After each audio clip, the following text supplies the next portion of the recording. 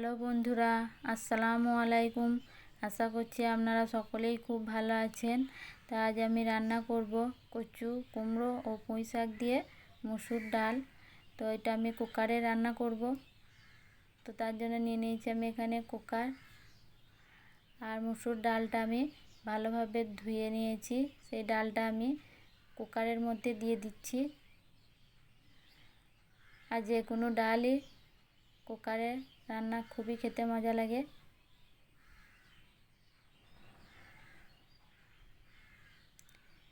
এরপর আমি দিয়ে দেবো কুকারের মধ্যে পুঁই শাকটা। আমি ভালোভাবে ধুয়ে নিয়েছি, দিয়ে আমি কুকারের মধ্যে দিয়ে দিচ্ছি।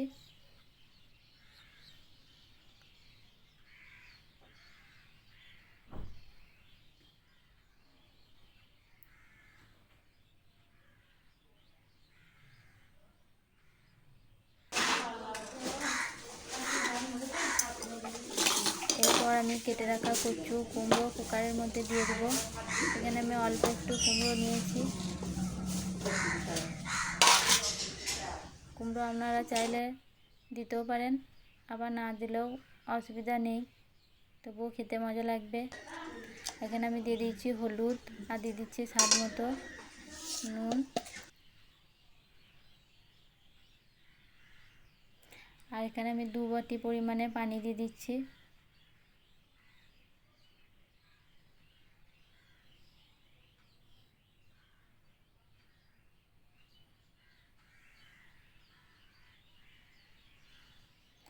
এখানে আমি রসুন থেকালে নিয়েছিলাম, সেই রসুনটা দিয়ে দিয়েছি। আর দিয়ে দিচ্ছি চেরা কাঁচা লঙ্কা, আর দিয়ে দিচ্ছি আমি অল্প একটু পেঁয়াজ।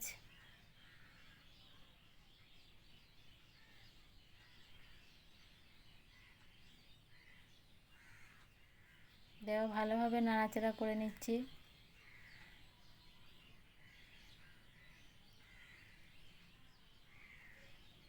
এরপর আমি কুকারে ঢাকনাটা লাগিয়ে দিচ্ছি। এই কুকারটা আমি গ্যাস ওভেনের মধ্যে দিয়ে দিচ্ছি। এখানে আমি 4টে সিটি দেবো কুকারের।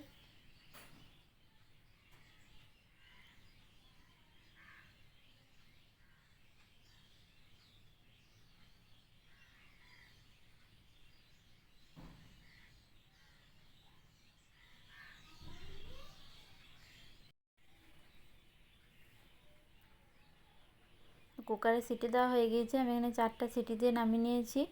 দেখুন কত সুন্দর সেদ্ধ হয়েছে। এখানে কলাই, শাক, কুমড়ো, কচু সবই ভালোভাবে সেদ্ধ হয়ে গিয়েছে। এরপর আমি ফোড়ন দেবো, তার জন্য এখানে দিয়ে দিচ্ছি সামান্য একটু সরিষার তেল আর 2টো শুকনো লঙ্কা দিয়ে লাল করে নিয়েছি।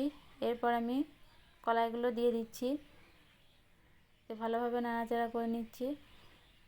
এরপর আমি অল্প একটু পরিমাণে চিনি দিয়ে দেবো,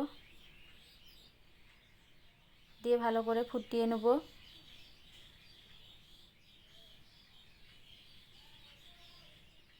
আপনারা চাইলে চিনি দিতেও পারেন, আবার না দিলেও হবে।